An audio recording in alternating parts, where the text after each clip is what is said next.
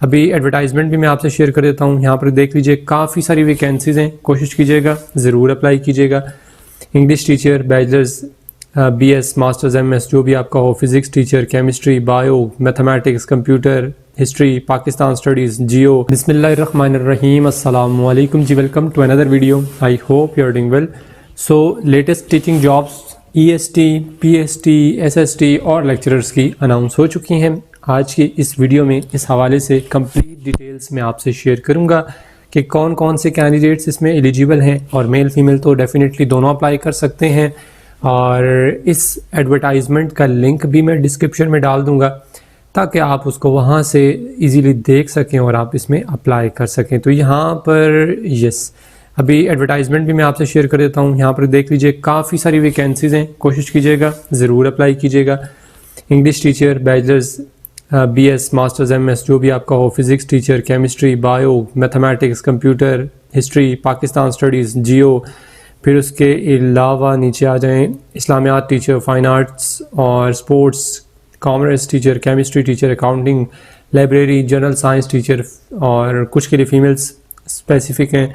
फिर occupational therapist, Montessori teachers, physiotherapist, speak language teacher, psychologist और special education teachers. तो ये सारी टीचिंग की जो जॉब्स अनाउंस हुई हैं, ये इसकी एडवर्टाइजमेंट है जो मैं आपसे शेयर कर रहा हूँ। इसमें दो एडवर्टाइजमेंट है, एक एडवर्टाइजमेंट नंबर 1 और दूसरी एडवर्टाइजमेंट नंबर 2। ये दोनों डिटेल्स आज की इस वीडियो में आपसे शेयर करूँगा। ये एडवर्टाइजमेंट नंबर 1 है जो LGES की ऑफिशियल एडवर्टाइजमेंट है, ठीक है। LGES means Lahore garrison education system, LGES, ठीक है। ये बेसिकली आर्मी के अंडर ही आता है, इनके कॉलेजेस और स्कूल जितने भी इनके कैंपसेस हैं, बट ये लाहौर में वाक़ है, जिसके लिए इनको टीचिंग स्टाफ इन तमाम सब्जेक्ट्स के लिए, वो चाहे EST हों, PST हों या SST हों या फिर लेक्चर्स के हों, तमाम के इनको टीचर्स रिक्वायर्ड हैं, ठीक है। अब इसमें आपको ये बता दूं, वैसे मैंने आपको ये बता दिया है कि ये लाहौर में बेस करता है। अप्लाई आप जहाँ पर भी हों आप कर सकते हैं, but it depends on you कि अगर आप KPK से हैं, अगर आप पेशावर KPK से हैं, कराची सिंध से हैं या कहीं और से हैं, AJK से हैं, गिलगित से हैं, जहाँ से भी हैं, इस्लामाबाद, रावलपिंडी, जिधर से भी हैं, बट डोमिसाइल आपका इन एरियाज़ का है, बट रहते हैं आप लाहौर में या उसके कहीं सराउंडिंग में रहते हैं, तो डेफिनेटली आप ज़रूर अप्लाई कर सकते हैं, ठीक है। आप एलिजिबल हैं, क्योंकि ये बात मैं हर वीडियो में बताता हूँ, बट फिर भी कमेंट्स में यही क्वेश्चन हो रहा होता है कि सर हम अप्लाई कर सकते हैं या नहीं। तो मैं आपको क्लियरली बता रहा हूँ कि आपका ये जो स्कूल कॉलेज है ये लाहौर में है, ठीक है। यानी कि आपको जो अगर आप अपॉइंट हो जाते हैं, सेलेक्ट हो जाते हैं, तो आपको यहाँ पर टीचिंग करने के लिए जाना होगा, ठीक है। यहाँ पर आपको अपॉइंट किया जाएगा लाहौर में, जो LGES की जो इनका कैंपस है, जो ब्रांच है वहाँ पर। तो अगर आप सपोज़ के पेशावर KPK से अप्लाई करते हैं, मतलब ये है कि आप वहाँ बैठे अप्लाई करेंगे, तो फिर तो डेफिनेटली वो आपको एंटरटेन नहीं करेंगे। हाँ, अगर आप लाहौर में रहते हैं, डोमिसाइल आपका जहाँ मर्जी का हो, कोई इशू नहीं है, बट रहते लाहौर में कोई इशू नहीं, आप अप्लाई कर सकते हैं। तो मैं इस तरह आपको कह रहा हूँ कि आप अप्लाई कर सकते हैं। बाकी अगर दूसरे प्रोविंसेस से अगर आप अप्लाई करते हैं और अगर आपकी अपॉइंटमेंट हो जाती है और आप वहाँ पर रहना मतलब अपने लिए ठीक समझते हैं और आप रह सकते हैं, आपके लिए ईजी है, क्योंकि जब भी आप अपने डॉक्यूमेंट सेंड करते हैं तो इस चीज़ को पहले वो मेक श्योर करते हैं कि आपका जो एड्रेस है वो कहाँ का है।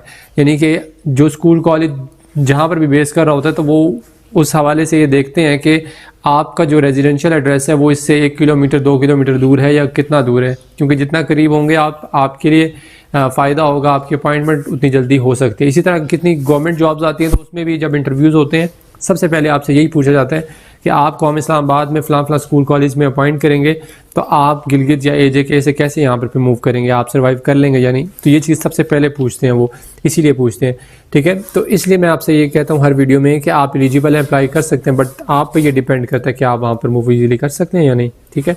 बाकी ये सारे सब्जेक्ट मैं ऊपर आपको बता चुका हूँ, English, physics, chemistry, bio, mathematics, computer, history, Pakistan studies, geo, Islamiyat, fine arts, ये सारे सब्जेक्ट्स हैं।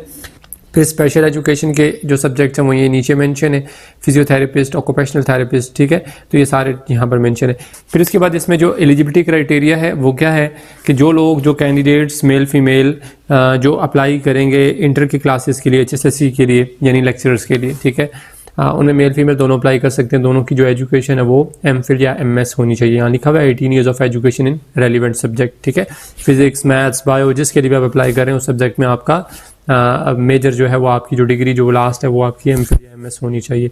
जो सीनियर या मिडिल स्कूल के लिए अप्लाई करेंगे यानी SST या EST के लिए जो अप्लाई करेंगे मेल फीमेल, उनमें उनकी जो डिग्री है वो 16 ईयर्स ऑफ एजुकेशन होनी चाहिए रेलिवेंट सब्जेक्ट में, यानी BS, MS, MA, MSc BS और MA, MSc कोई भी डिग्री हो आप अप्लाई कर सकते हैं, 16 ईयर्स ऑफ एजुकेशन, तो आप एलिजिबल अप्लाई कर सकते हैं। फिर प्री या जूनियर स्कूल की जो PST के जो टीचर्स होते हैं फीमेल कैंडिडेट्स, उसमें सिर्फ अप्लाई कर सकती हैं, मेल नहीं कर सकते, और इसमें भी इनको 16 ईयर्स ऑफ एजुकेशन रिक्वायर्ड है, साथ में जो 1 साल का मॉन्टेसरी का डिप्लोमा होता है प्री स्कूल का वो होगा। फिर उसके बाद नेक्स्ट है स्पेशल एजुकेशन की जो यहाँ पर जॉब्स अनाउंस हुई हैं, मेल फीमेल भी उसमें अप्लाई कर सकते हैं। 18 ईयर्स ऑफ एजुकेशन आपकी उस सब्जेक्ट में, यानी फिजियोथेरेपिस्ट के लिए अप्लाई करें तो उस सब्जेक्ट में आपका मेजर होना चाहिए, लास्ट जो आपकी MPhil MS वाली डिग्री है, ठीक है। तो ये आपका एलिजिबिलिटी क्राइटेरिया था। और उसके अलावा यहाँ पर मेंशन है the candidates must have degree, definitely वो तो आपके पास होगी तो अप्लाई करेंगे। Education as regular student till graduation, अच्छा ग्रेजुएशन तक आप एज अ रेगुलर स्टूडेंट हो, प्राइवेट स्टूडेंट्स की जो डिग्री है वो काउंट नहीं की जाएगी, ठीक है। प्राइवेट का मतलब यही होता है कि आप घर बैठे किसी भी यूनिवर्सिटी से अप्लाई कर देते हैं, गवर्नमेंट कॉलेज से अप्लाई कर देते हैं थ्रू, मतलब जैसा होता है ना पंजाब यूनिवर्सिटी, आप घर, या अगर आपने फेडरल बोर्ड या रावलपिंडी बोर्ड से या किसी भी बोर्ड से आपने एग्ज़ाम दिया, प्राइवेट दिया, रेगुलर स्टूडेंट के तौर पे नहीं दिया, घर बैठे आपने एग्ज़ाम दे दिया है, तो वो कैंडिडेट्स हैं वो अप्लाई नहीं कर सकते। Candidate waiting results will attach hope certificate, जो हाँ ठीक है, जो वेटिंग रिजल्ट के जो कैंडिडेट्स होंगे जिनका रिजल्ट वेटिंग होगा तो वो एक होप सर्टिफिकेट है वो अटैच कर देंगे, और बाद में जब उनका रिजल्ट आउट होगा तो वो साथ लगा दीजिएगा। गुड कम्युनिकेशन स्किल्स आपकी इंग्लिश और उर्दू में होनी चाहिए। M.Ed B.Ed अगर होगा तो आपको प्रेफरेंस मिलेगी, नहीं होगा तो कोई इशू नहीं, अप्लाई कर सकते हैं। फिर इसका सिलेक्शन प्रोसेस जो है वो ये है कि आपका स्टेज 1 है, उसमें आपका रिटन टेस्ट सब्जेक्ट बेस्ड पे होगा, ठीक है, जो भी आपका सब्जेक्ट होगा उसका रिटन टेस्ट होगा और क्लास डेमो भी होगा या फिर इनिशियल इंटरव्यू जो होता है वो होगा। फिर इसके बाद स्टेज 2 है, स्टेज 2 में आपका एक पैनल इंटरव्यू, यानी कि जो स्टेज 1 को पास करेंगे फिर वो स्टेज 2 में आएंगे, एंड देन फिर वो मतलब जो शॉर्ट लिस्टिंग जिनकी होगी, जो शॉर्ट लिस्टेड कैंडिडेट्स होंगे उनका स्टेज 2 होगा और उसमें उनका पैनल इंटरव्यू होगा by selection board.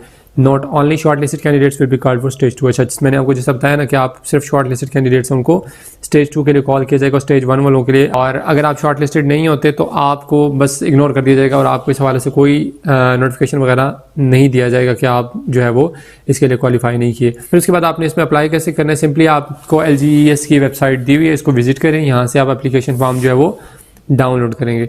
Application form download करने के बाद उसको फिलअप करें, फिलअप करने के बाद उसके साथ जितने भी आपके जो आपके एकेडमिक डॉक्यूमेंट्स हैं या आपके एक्सपीरियंस सर्टिफिकेट्स हैं वो आपने उनकी फ़ोटोकॉपीज़ करवा कर उनको अटेस्ट करवाना है, अटेस्ट करवाने के बाद उनको साथ में लगा देना है, ठीक है।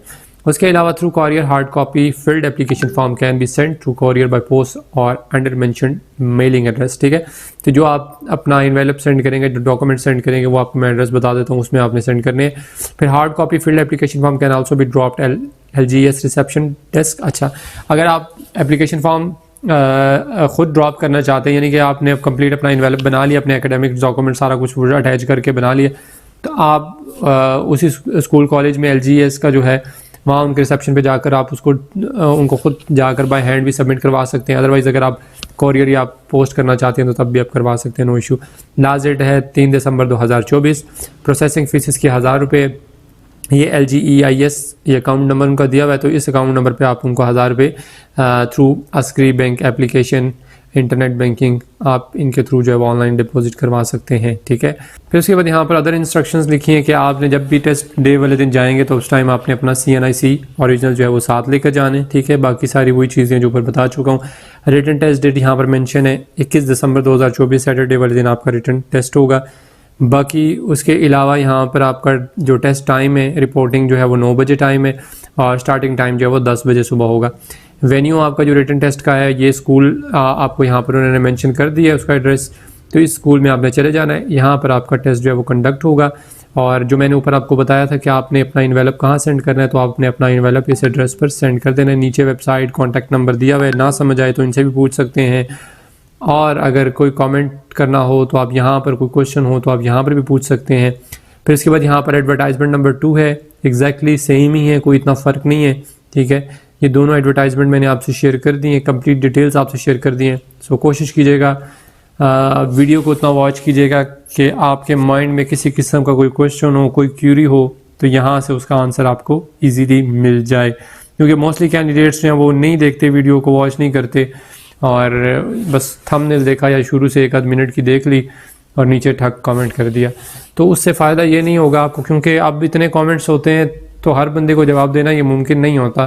तो कोशिश क्या करें, और इसमें ये होता है कि फिर आप लोग क्वेश्चन करते हैं, अब बहुत सारे ऐसे कैंडिडेट्स भी क्वेश्चन कर रहे होते हैं जो कि मतलब वाकई जेन्युइन क्वेश्चंस होते हैं, तो उनका फिर आंसर उनको नहीं मिल पाता, तो जिसका मुझे भी बहुत दुख होता है। तो इसलिए मैं कहता हूँ कि आप एटलीस्ट उतना ज़रूर, अब यहाँ पर मैंने हर तरह की चीज़ आपको एप्लीकेशन के हवाले से भी बता दी है, टेस्ट वेन्यू के हवाले से भी बता दिया, आपके जो सब्जेक्ट्स हैं उस हवाले से भी बता दिए, कौन कौन लोग एलिजिबल हैं अप्लाई कर सकते हैं वो भी बता दिए। फिर भी कोई क्वेश्चन मेरा नहीं ख्याल कि कोई रहता है, कोई डिफरेंट हो ज़रूर पूछें, मुझे कोई इशू नहीं है, मैं ज़रूर उसका रिस्पॉन्स करता भी हूँ।